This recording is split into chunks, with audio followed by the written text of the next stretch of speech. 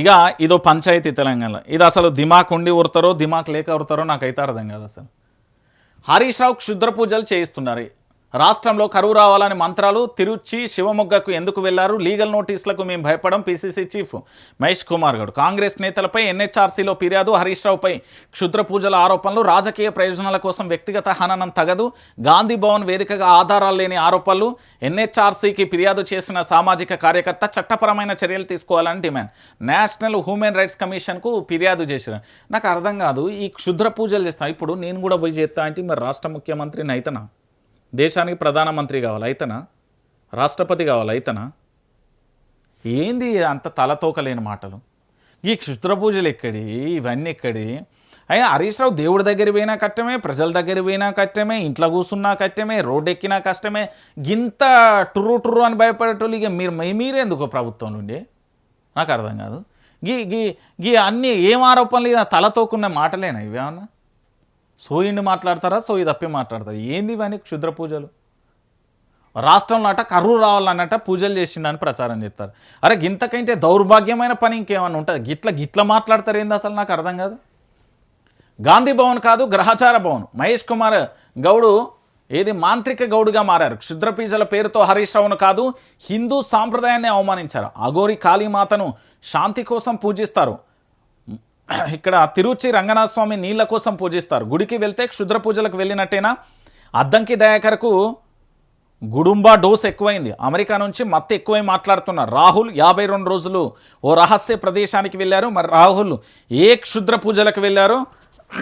కాంగ్రెస్ నేతలు హిందువులకు క్షమాపణ చెప్పాలి. బీఆర్ఎస్ నేత ఆర్ఎస్ ప్రవీణ్ కుమార్ అంటూ కూడా చెప్పిన పరిస్థితి కనబడుతుంది.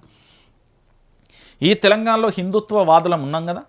హరీష్ రావుకు సంబంధించి అమ్మవారి గుళ్ళకి వెళ్ళినందుకు క్షుద్ర పూజలు చేసిండని అంటారు. మరి దీని మీద హిందూ సంఘాలు స్పందించాలి కదా.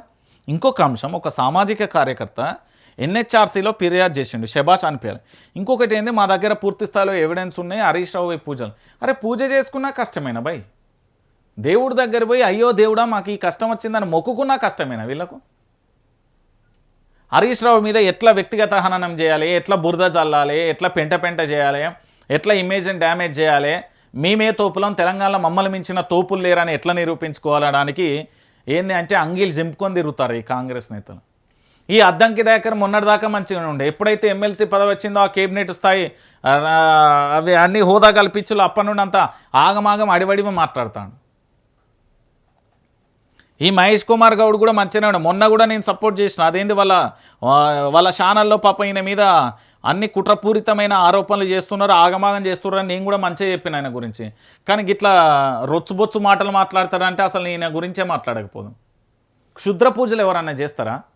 ఇప్పుడు సీఎం కావాలని కాంగ్రెస్ పార్టీలో చాలా మంది ఉన్నారు, వాళ్ళందరూ చేస్తారా? మరి చేత్త అవుతారా? అరే ఇది ఎక్కడి అరాచకం అండి? నాకు అర్థం కాదు. ఇది ఎక్కడి గౌరవం? నాకు అర్థం కాని విషయం. క్షుద్ర పూజలు చేసుడైంది. ఈ లేని పెంట అంతా ఎందుకు తీసుకొస్తారు? శివమొగ్గ పోయి తిరుచి వెళ్ళినందుకు తప్ప? రంగనాథ స్వామికి వెళ్ళి పూజలు చేసుకుంటే తప్ప? మూకాంబిక తల్లిని దర్శనం చేసుకుంటే తప్ప? అఘోరి కాళీమాతను దర్శనం చేసుకుంటే తప్ప? ఏది దేవతలను దేవుళ్ళను పూజించినా కూడా తప్పేనా కాంగ్రెస్ భాషకు?